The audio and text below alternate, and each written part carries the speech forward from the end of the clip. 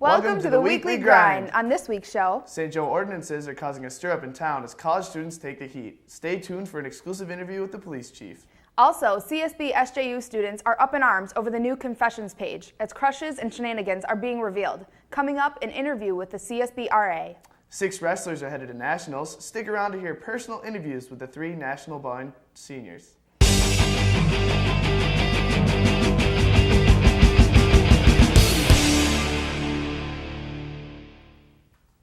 Hello and welcome to the Weekly Grind. I'm Morgan Leedens. And I'm Connell Quinn. This week's top stories include the controversial St. Joe ordinances and the 6 national qualifiers from the wrestling team. There's been a lot of hype this past week about the CSB SJU confessions page. This page lets students anonymously post about any topic they feel like. The majority of these posts are like the previous webpage, Like a Little. That page let you post on people that you crushed on campus. These seem to have popped up at most schools in the MIAC at around the same time. School officials are now scrambling to eliminate the pages as they shine an unjust light on the schools and its less desirable qualities. Coming up this week, on Monday the 11th, there will be an interactive analysis of the sexual culture at CSB SJU. With separate campuses, students have a unique experience in the term of academics, lifestyles, and activities, but also in the terms of sexual relationships. Looking at this factor, along with the presence of the Benedictine values and stereotypes of what it means to be a Benny or a Johnny, students will receive questions and be able to respond anonymously through live polling. St. Joe City Council is considering the building of a community center. The City Council appointed a faculty committee, which is led by Counselor Dale Wick, along with Renee Simonites. The city hired Hagmeister Mack as the architect for the project and construction manager, R.A. Morton. Now off to our reporters, Angel and Janie, with the inside scoop on the St. Joe ordinances. Happy Sunday, CSB SJU. I'm Janie Gangle for Channel 8. And our topic of discussion tonight are the St. Joseph City ordinances that went into effect on March 1st. Now, we all know what these entail and the general logistics of them, but how are they affecting our community? Are they keeping students safe, or are they giving them a reason to rebel? Some students are saying this could turn prospective students away from CSB SJU. Others are saying this is just here to keep track of the rowdier students. So we went around and asked CSB SJU students how they felt about these new ordinances and how they thought it would impact our community. I feel that the passing of these ordinances has shown great disrespect from the community at St. Joseph to the students at St. Ben's and St. John's. Compared to other prestigious colleges, this community, the Bennies and Johnnies, are significantly more respectful. And I just think it's a great shame that the community of St. Joseph does not feel that they can trust us. But I don't think it's good for the community between the school and St. Joseph, and I don't think it's good for the bonds between like the first years and the sophomores and the juniors and the seniors. I think the ordinances, how it's going to affect St. Joe is definitely the businesses, especially Sal's, the bar, and also Gary's Pizza. I just don't think that they're going to have as many customers as they do on the weekends, so that'll affect them. And I think the new ordinances can be very, very beneficial toward the St. Ben's and St. John's community as well as in the St. Joseph community. For example, the disruptive intoxication policy could be very beneficial because college students should not be urinating on the sidewalks or screaming at the top of their lungs anyway in the evenings. And I think that it's to show the St. Joseph community respect that we keep our voices down and that we take care of the community in which we live. I had the opportunity to sit down with Police Chief Peter Jansky and ask him a few questions sent in to us from Bennies and Johnnies. All right. Well, I have a few questions here from Bennies and Johnnies out there regarding the ordinances. Well, let's see what those questions are. All right. Our first question comes to us from Chris and Andy. They want to know, why change these ordinances? Was there actually a need? Yes, there was. We are seeing more and more large parties happening here in the city of St. Joseph dealing with underage people. Every year here in St. Joseph, we deal with an awful lot of close calls with folks that are getting overly intoxicated and suffering from what we call alcohol poisoning. And it comes close to the point where we've had some folks that have almost died from that. A lot of those folks, if not all of them, have been underage. And the other issue is folks providing alcohol for these underage people. Henceforth, the social host ordinance, that is the new ordinance that we're looking at. This ordinance has been on its way for quite a while. Okay, interesting. All right, Jack says, some students have seen this as maybe a bit too aggressive, and I believe he's speaking punishment-wise. Right. I understand the want for change, but I feel this is not a small move. So my question is, why so aggressive? Well, the ordinance, if you didn't put a little teeth in it, would have no merit. It wouldn't do you any good. If you're not going to enforce it and put some teeth into it, then you're just wasting your time. That can actually be a gross misdemeanor if you provide alcohol to minors. So the social host is actually a step below that as a misdemeanor violation. Okay, interesting. I don't think many people knew that. All right, Reed asks, why are the police so concerned with registering kegs? I am concerned this could be an invasion of privacy in a way. If I would like to drink from a keg, I should simply have the right to do so. Well, that's a very easy question to answer also. We also know that the majority of our problems that we have, especially with the student population, comes from large parties. And what do we usually see at a large party? We see a keg. And because of that, and we see a lot of underage people that are drinking from these kegs, so we would like to know where those parties are going to be at. So the big thing, to sum it all up, just use good common sense and you won't have to deal with us on the bad side. We always like to deal with you on the good side. Well, sounds good. Thank you, Chief Jansky, for answering our questions. We really appreciate it. Thank you. So here at St. Ben's and St. John's, there are a lot of mixed feelings about these ordinances. Some students believe they are keeping us safe. Others believe they are hindering our college experience. So this one's for you to decide, CSBSJU. I'm Jenny Gangle for Channel 8. Happy Sunday. Now for a look into the controversial CSBSJU confessions page. Thanks, guys. Hi, I'm Kadrian Hill. And I'm Anna Skemp. Have you been on your Facebook page lately? If you have, you might have noticed posts from the CSB SJU Confessions page. A confessions page is a place where students can anonymously post topics ranging from their crush to scandals to crazy college nights, as well as emotional revelations and ideological differences. These pages are spreading throughout the nation, from Honolulu, Hawaii to Boise, Idaho, and all the way to St. Joe and Collegeville, Minnesota, and causing quite the controversy.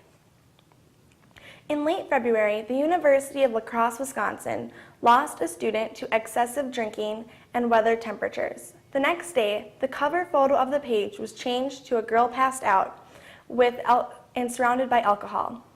The students in the community were outraged and communicated with the chancellor of the school. Now, although the page will not disappear, the chancellor states he wishes the students would use their own name instead of the university's. Now, let's see what students at St. Ben's and St. John's think of the confessions page. Have you heard of the CSB SJU confessions page or similar pages at other schools? Yes, I've heard of the St. Ben's and SJU confessions page, and I love it. And I've heard of other schools, I guess St. Thomas's got shut down, from what I've heard. Yeah, I've heard about them. I heard about the St. Cloud one and the confessions page here, and I liked it on Facebook, so I kind of look at it every now and then. Do you believe it has a positive or negative effect on the community at St. Ben's and St. John's, as well as the image of our two campuses? As far as the effect it has on our image and our community, I think overall it probably has a kind of a negative effect. Honestly, there's a lot of pretty trashy stuff on there, and a lot of stuff that's probably not great for our PR. Do you believe it has a positive or negative effect on the community at St. Ben's and St. John's, as well as the image of our two campuses? Definitely it's positive for both campuses. I mean, you go on there, everyone loves it, let's be honest. How could you not? Today we're here with Mac Neal, an RA from Regina. Thanks for coming, Mac. No problem. Thanks for having me. Yes. So recently, we had a student post anonymously on the confessions page. And this student said that an RA walked into their room, saw things that were in their room, and then walked out without even saying anything about it. Now, can you tell me, after reading this post, what harm do you think this has on all RAs' reputations at the school? Well, as an RA, I would say that that's a dangerous post because it makes us look like we're incompetent and we're not doing our jobs. It also makes students think that they can get away with things, which through our training we know to look for things, and I can't believe that this student would have stuff in their room and an RA would just look over all of it. So we're not as stupid as this person made us out to look. And what harm do you think it has on the school's reputation overall?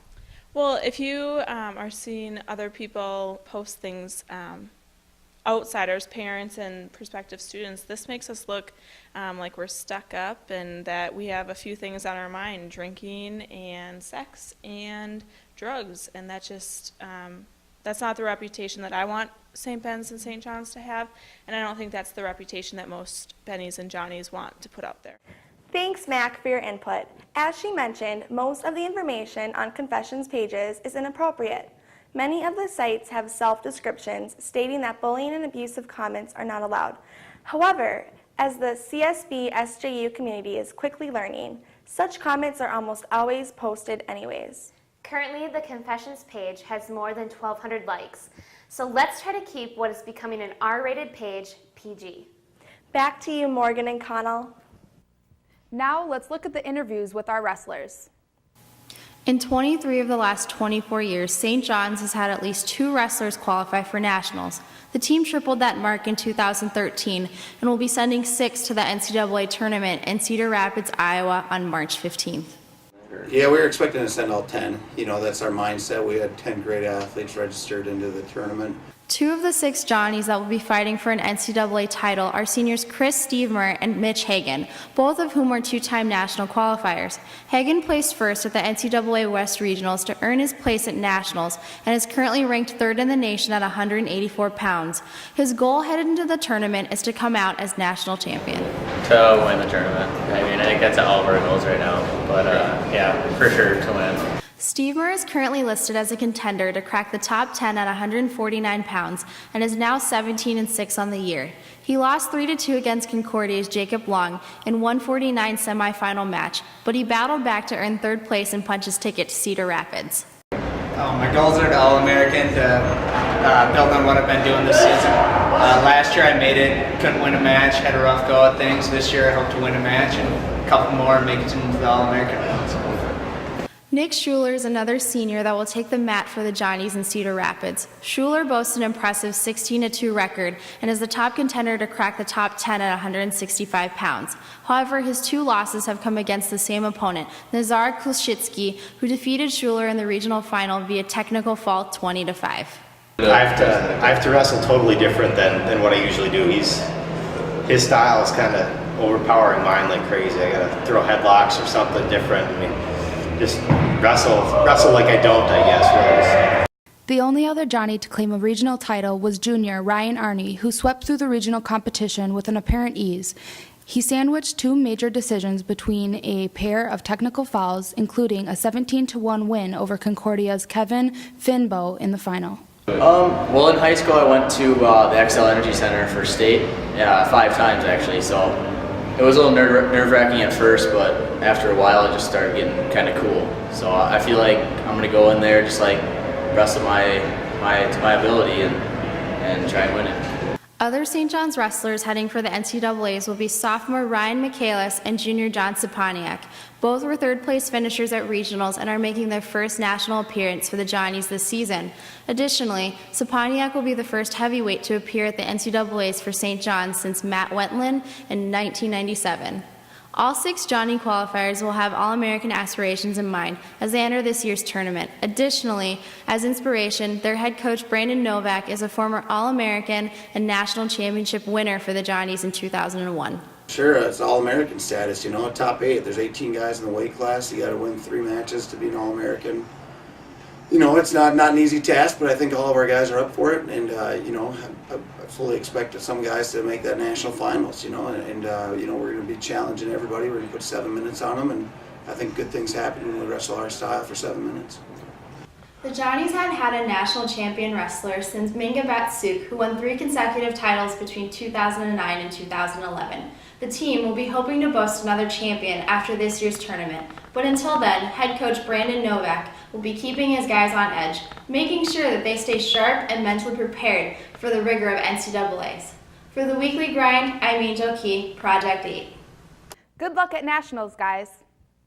Thanks for joining us here at the Weekly Grind. I'm Connell. And I'm Morgan. Join us next week for some more campus news and weekly sports stories.